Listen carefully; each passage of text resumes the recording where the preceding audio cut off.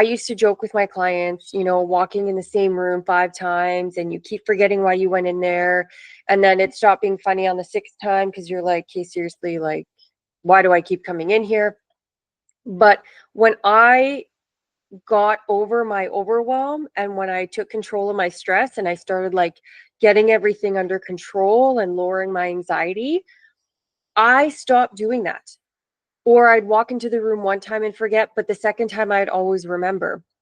And I used to be like, I used to always joke about my bad memory. And I'd always have to write it down. Oh, I have to write this down or I'll forget. Write it down or I'll forget. Write it down or I'll forget. And don't get me wrong, everyone has different levels of good memory. But when I brought that stress and overwhelm down, all of a sudden I didn't have to look at those papers anymore. I was actually remembering. And a lot of times I remember being shocked that it was like 3 times in a row, someone had said something one time. They didn't have to repeat it. They didn't have to tell me twice. And I just remembered it. That was very uncommon for me.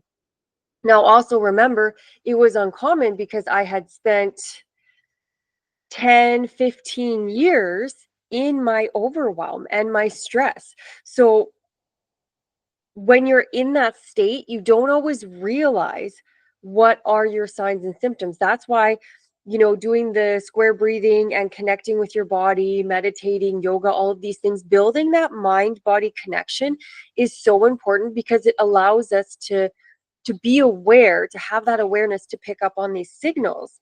And this is just incredibly important.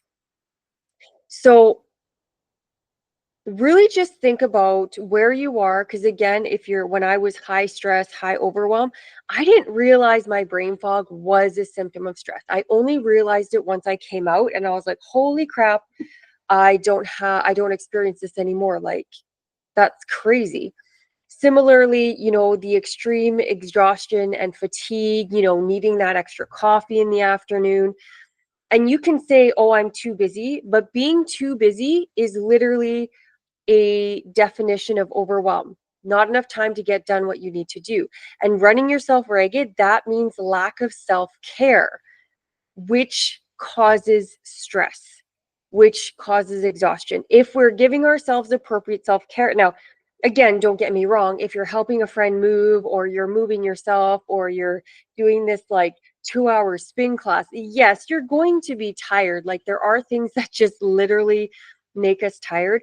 But if you're just doing your normal daily activities, you should not be exhausted at the end of the day. That is a sign something needs to be adjusted, something needs attention. A couple other good signs, obviously, are, that irritability. That was something I remember, just kind of always being slightly irritated. The littlest thing, like a commercial, would piss me off, or someone stomping down the hallway, with heavy boots, would piss me off. Like, just always being irritated or on that verge of being irritated. That's a good sign your stress is way too high. We should be able to deal with the noise in the hallway without like it affecting our mood, right? Again, you have to have that awareness. So just think about different things in your life where maybe someone's made a comment, and especially if you've been triggered by that comment or the comment bothered you, it bothered you for a reason. It triggered you for a reason because something is there. So really think about, okay, what part of that could be true? What part of that bothered me, right? And another good sign, and I've talked about this a lot, guys, if you have control issues, most of us have control issues because we have too much stress and overwhelm, and being controlling is a coping mechanism. So again, if you have these control issues, you're the side seat driver, you just need to have control of everything, you probably have too much stress in your life. So just be aware of these symptoms. Always, I guess to put it generically, having a lack of peace, calmness, and happiness. If these are not your normal state, you probably have too much stress and anxiety.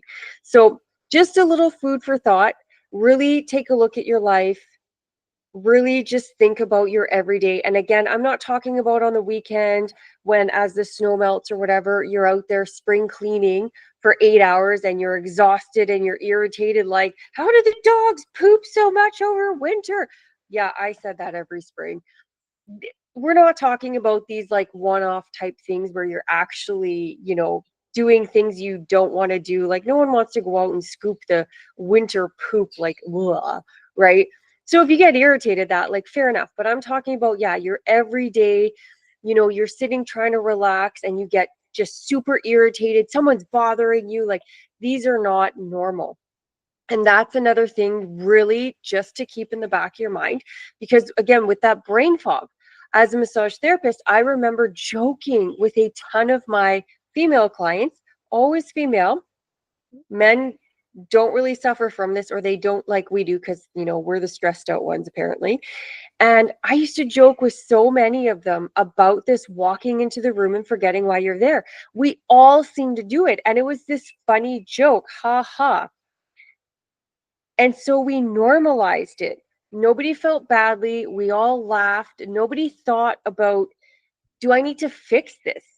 Like, do I need to maybe find the root cause of why we do this? No, we joked about it. We kind of like, oh, since everyone does it, it must just be a normal thing. Maybe I'm just, that's being in your 30s or whatever. Again, no, this is not normal. So don't let society or the fact that everyone does something make you think it's normal. For example, what was this stat? It was something like 60 or 70% of all Canadians are on antidepressants.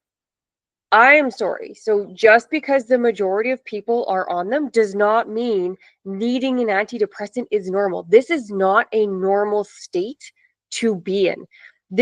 We have a messed up society, a societal norm that pushes ourselves. We've been taught to hustle. We've been taught to neglect ourselves. We've been taught to have zero work-life balance and hustle, hustle, hustle, hustle. We've been taught to never offend, to always be offended, to watch what we say, to walk on eggshells. Like we have all of these things we've been taught that is not normal. That's created a very toxic lifestyle. And you need to think about, again, it goes back to that perception and expectation. Just because it's normal for someone else, or someone else is okay, like being on 5 medications for their mental health, and they think that's fine, doesn't mean it's fine for you. If you're okay with it, then like you do you type thing. If it's not a problem for you, then it's not a problem. But if you don't like it, do not accept that as normal and okay. Have that awareness, realize that when your body's saying, it's not okay, I'm not okay, you need to listen. But pardon me, really, again, work on that mind body connection, because you have to be able to hear the signals from your body when it does cry out to you.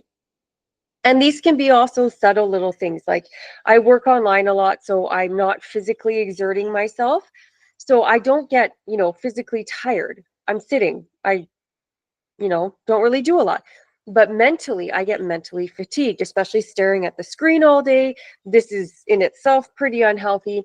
And so it's just having that awareness that I feel kind of almost this inner exhaustion, if that makes sense. It's not like physical, it's not that my arms are tired or legs.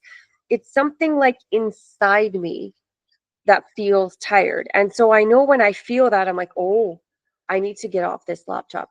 Like myself, my inner self is saying, I've had enough.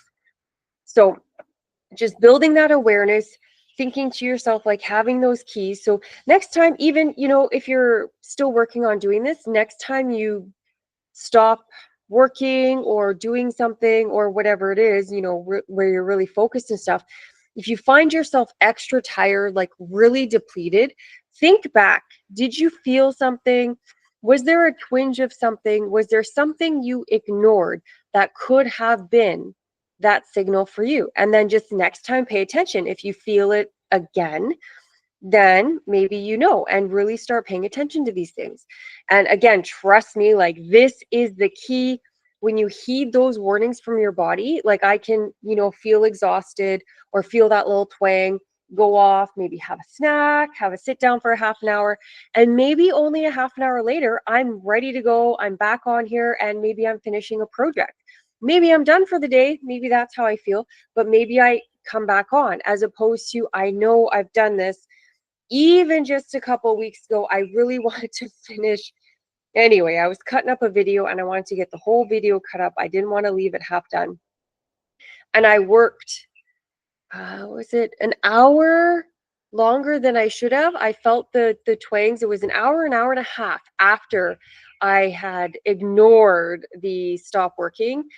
And I was just tired. Like, instead of resting and feeling relaxed and starting to feel like good, I was on the couch, like schlumping, like, oh, like, this is not how we want our relaxed time to be. Actually, that's another good thing. So when I get the signs for my body to get off the laptop, go have a rest, put my mind on something else, I don't feel like this on the couch. I'm like, just okay, yeah, feeling good, put my feet up, and I'm already in this good state, and I'm just topping myself back up again. So that's another good sign. If you're just like this and you're just like, oh my God, I can't wait for the couch, you have depleted yourself way too much. And you need to, again, think back. Was I feeling something? Were there signs that I was ignoring that I can start paying attention to? Because, yeah, we don't ever want to get to that just drained state. Again, think of it like our cell phones. When the battery, not that I recommend this, whether you have your draining the battery or recharging it, whatever your thoughts on are, that it breaks the battery and wears it down, whatever. All of that aside, okay, we'll also, so you have your phone battery. If it's down at 80%, it takes 5-10 minutes to charge or whatever. We'll just say, if it's down at 20%, it's going to take like an hour to charge. We are the same. The more depleted we get, the longer it's going to take to recharge. And when we allow ourselves to get like fully exhausted, depleted, it's expedited and like almost like squared. It's like compounding exhaustion. And now the time we need to recuperate and recover is just exponential, where it should have taken us, if we think about the minimal, like just kind of topping ourselves up, and it would take an hour to restore us fully from depleted, it takes us a day, because it's just, again, it's like compounding exhaustion. And if you think back and you think about this is why if you get to Friday and you're just exhausted, even 2 days on the couch, you still feel tired. Whereas, again, like me, if I take that midday, listen to myself, like a half an hour, I'm good to go again. And then I'm not exhausted by bedtime. And then I rinse and repeat the next day. So my self-care that keeps me going is like half an hour throughout the day. And then I take my couple hours in the evening, because I'm not working evenings, because I'm not 20 anymore. I don't need to do that. I have my boundaries, right? So just keep this in mind, start paying attention, and really start learning your signs of stress, because everyone's different, just like anxiety. For me, when I get anxiety, it feels like bubbles, you know, percolating in my chest. I have learned that that is my symptom, my sign of anxiety. Other people don't. Other people have a quickening of the heart or fluttering. Mine are bubbles. So just start paying attention to your symptoms of stress. For a lot of us, like brain fog, it's common. A lot of people have it. The majority of people probably get this as a symptom, but there are going to be some things that are unique to you, or to a very small percentage. And just to get to know yourself, again, why we need to have that mind body connection, get to know yourself so that you can really understand what your signs and symptoms of stress are. And then you can really come to know when you need to take that break, when it's time to chill out for a bit.